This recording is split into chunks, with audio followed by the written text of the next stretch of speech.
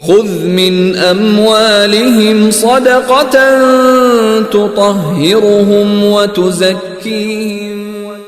نحمده ونصلی علی رسولہ الکریم۔ مسلمان کا دوسرا مال، دوسری قسم کا مال جس پر زکوٰۃ فرض اور واجب ہے وہ ہے سامان تجارت۔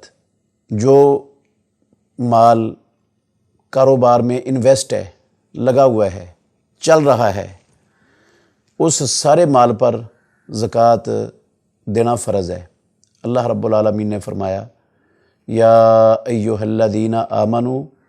انفقوا من طیبات ما کسبتم، اے ایمان والو اس پاکیزہ اور حلال مال میں سے خرچ کرو، ما کسبتم جو تم نے کمایا ہے، جو تمہارا مال کاروبار میں لگا ہوا ہے اس میں سے، اس حلال میں سے اللہ رب العالمین کی راہ میں خرچ کرو۔ ائمہ اربعہ اور تمام ائمہ محدثین اس بات پر متفق ہیں کہ اس سے مراد مال تجارت ہے، سامان تجارت ہے۔ چند لوگ ایسے بھی ہیں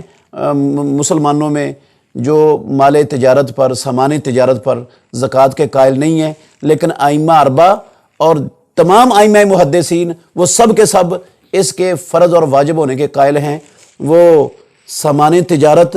کسی بھی قسم کا ہو، وہ پلاٹ ہوں، وہ زمینیں ہوں، وہ مکانات ہوں، وہ دکانیں ہوں، وہ گاڑیاں ہوں، وہ سپیئر پارٹس کا سامان ہو، وہ کپڑے ہوں، وہ فرنیچر ہو، وہ کریانے کا سامان ہو، وہ پرانا ساز و سامان ہو، وہ نئی چیزیں ہوں، جو بھی سامان تجارت ہے نا، مال تجارت جس کو خرید و فروخت کے لیے قابل سیل بنایا ہوا ہے، اس ہر چیز، ہر قسم پر زکوٰۃ فرض ہے اللہ رب العالمین کے اس فرمان کے تحت۔ تو کوئی بھی سامان تجارت جس کی اسلام کے اندر تجارت کرنے کی اجازت ہے وہ زکوٰۃ سے مستثنیٰ نہیں ہے، اگر اس پر سال گزر جاتا ہے اور وہ سامان کی قیمت نصاب کو پہنچتی ہے تو طریقہ اس کا یہ ہوگا کہ جتنا قابل سیل سامان بندے کے پاس موجود ہے، آج سال پورا ہونے پر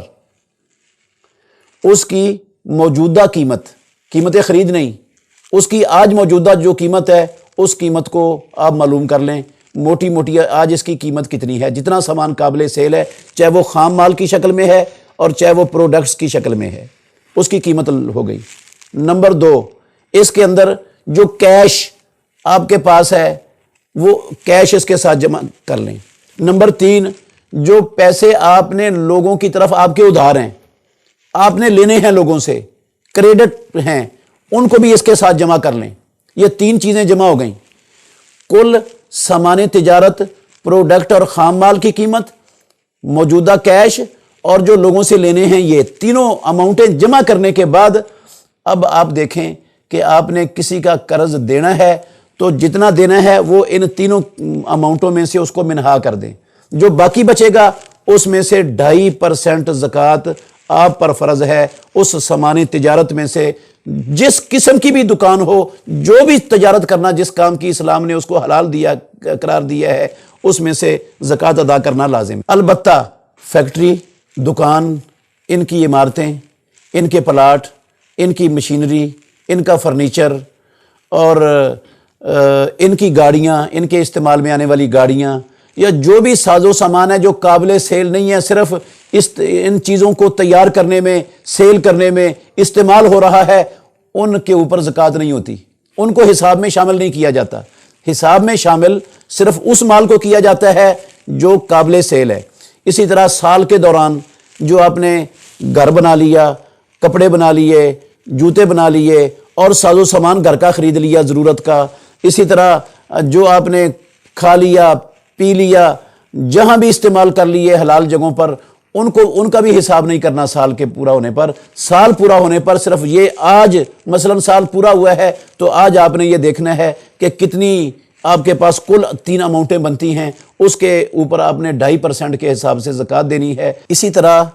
جو کرائے پر इस्तेमाल होने वाली चीज़ें हैं, किराए पर चलाने के लिए रखे हुए हैं, मसलन दुकानें हैं जो किराए पर देने के लिए बनाई गई हैं, या घर हैं जिनको आप किराए पर इस्तेमाल करते हैं, किराए पर देकर उनका किराया हासिल करते हैं, या गाड़ियां हैं, या कोई भी चीज़ है जो किराए पर इस्तेमाल होती है, उनकी मालियत पर भी ज़कात नहीं होती, उनके किराए पर ज़कात होती है अगर वो साल भर आपके पास पड़ा रहे और निसाब को पहुंचता हो। और अगर निसाब को पहुंचता ही नहीं है और साल भर आपके पास पड़ा नहीं रहता और साथ साथ ही खर्च होता जाता है, जैसे किराया आता है, तो उस किराए के ऊपर भी ज़कात। बेहतरीन सदका जारिया हासिल करने के लिए इस वीडियो को लाइक, कमेंट और शेयर करना मत भूलें।